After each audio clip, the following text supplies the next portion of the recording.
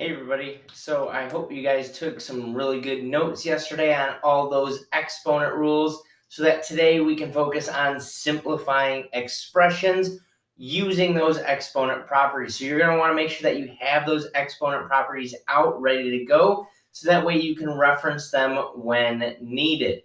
Now, before we get into simplifying expressions, I want to make sure that we're clear on the vocabulary that I'm going to use, because I'm going to be saying stuff and I want to make sure that you know exactly what I'm talking about when I say it. So in this diagram has three parts. We've got a number and then two variables.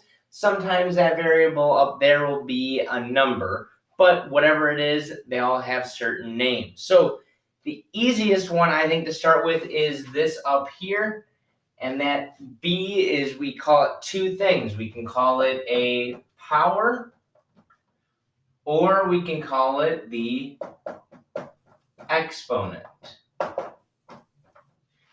Either way works, but make sure you know that that number, that little number at the top, is called a power or an exponent. Now the next one is this A. What is the A called in this problem?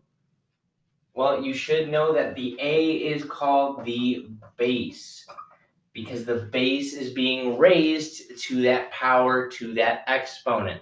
And another way of saying both these are variables. A and B are both variables, the letters that we use to represent numbers. But A is a base, B is a power or an exponent. And then this number out in front here, this 2, is called the coefficient. It's the number that's multiplied by the variable. It doesn't always have to have an exponent along with that variable. Coefficient is just a number times a variable. So make sure that you write this down. Make sure that you know what I'm talking about, because when we're simplifying, I'm going to say things like multiply the coefficients together, and you're going to have to know what are coefficients in order to do the problem. All right, so this part says to evaluate. And remember that evaluate, what does evaluate mean? Well, evaluate is just a fancy way of saying solve. Multiply it out, figure out what it ends up being, find that ending number, find the answer. So here I've got 3 squared raised to the third power. So the first thing I'm thinking about is, okay, what property am I using to simplify this? So I'm looking at my page of all my different properties here. I'm looking, okay, which one has power and then another power attached to it? I should be thinking that this problem is going to use power of a power. And then I'm thinking, okay, what does power of a power say to do? Well, power of a power says if I have one power raised to another power, then I multiply them together. I multiply those exponents. So I'm going to take 2 and I'm going to multiply it by 3, and that's going to give me 3 to the 6th power. Now, sometimes it'll say evaluate and leave only positive exponents. If it says leave only positive exponents, then this would be your final answer. However, if it says evaluate all the way out, then you're going to actually have to multiply this out. Now, if you're doing this on your calculator, if you use your calculator to do exponents, there's a little caret button, caret symbol. So you'd press 3 and then the caret, 6, and then hit enter. So 3 caret 6 should give you 729. So 729 would be your final answer for solving that one. All right, second one down here, I've got 4 to the negative 2. It's kind of hard to see that. That's a negative 2. 4 to the negative 2 power times 4 to the 4th power. Again, I'm thinking, what property am I going to use? I'm looking at my sheet. That way I have it as a reference. And in this sheet, I'm doing product of powers. Product of powers, because I'm multiplying the same base, different exponents through multiplication. So what does product of powers say to do? Look on your sheet. It should tell you that product of powers says to add the exponent. So in this one, I'm doing -2 plus 4. That becomes 4 to the second power. -2 plus 4, that's the same thing as 4 minus 2. 4 to the second power, you shouldn't need a calculator for that. 4 squared is just 4 times 4, and that's going to give us 16. So my final answer for this one is 16. So when it says evaluate, it means to multiply it all the way out, figure out that end problem. If it says leave your answer as positive exponents or simplify leaving positive exponents, then this would be your final answer. Or this would be your final answer for the second one. So keep that in mind as you're looking at the directions. Evaluate means multiply all the way out. Simplify, leaving only positive exponents, means don't multiply all the way out. Just get it to where you only have positive numbers as your powers. All right, so just like I was talking about, you might get problems where it says simplify the expression. Most of the time when it says simplify, you're going to assume that it wants only positive exponents, because in math, really we only want to deal with numbers that have positive exponents to them. So I'm looking at this problem here, and I've got 3a squared times b to the fourth over 3 to the fourth times a to the negative fourth times b squared. So in this problem, it looks super complicated because there's a lot going on. That's okay. Take it one step at a time. First thing that we're going to do is we're going to look at our coefficients. We're going to look at just the numbers or just the number bases to see if we can simplify that. My blue marker's not working. Does this one work? Yes, this one works. All right, so we've got 3 over 3 to the fourth. That's all I'm looking at for right now. When I'm looking at just that positive 3 on the top, if something does not have an exponent, what invisible number is that exponent? Well, that invisible number is 1. So there's an invisible exponent of 1 at the top there. So now I've got 3 to the first over 3 to the fourth. And I'm thinking, okay, what property am I going to have to use? Well, in all of this, the overall operation is this division sign here. So I'm looking, okay, which division is it? Is it quotient of powers or power of a quotient? Well, this is a quotient of multiple powers. So this is the quotient of powers property. And what does quotient of powers property say to do? Well, it says to subtract the exponent. So here I've got 3 to the first over 3 to the fourth. So if I subtract those, 1 minus 4, that's going to give me 3 to the negative 3. Because 1 minus 4 is negative 3. Then I'm going to go to my next one. I'm going to go to my next base. My next base is a. So I'm looking at base a, and I'm going to do the same thing. I'm going to subtract those exponents. 2 minus negative 4. 2 minus negative 4. Remember, that turns into plus positive. It's okay to write it down like this. It's okay to not be able to do that in your head.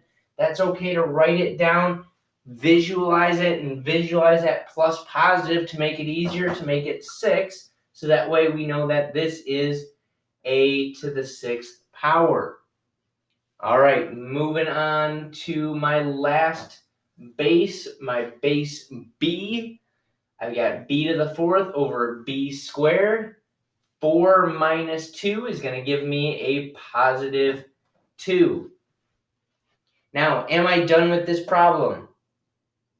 You should be saying, no, we are not done with this problem because we have a negative exponent and our directions say simplify, leaving only positive exponents. So now I'm looking at my rules again, trying to figure out, okay, what rule tells me what to do with negative exponent? Well, that's really easy because I'm using the negative exponent rule.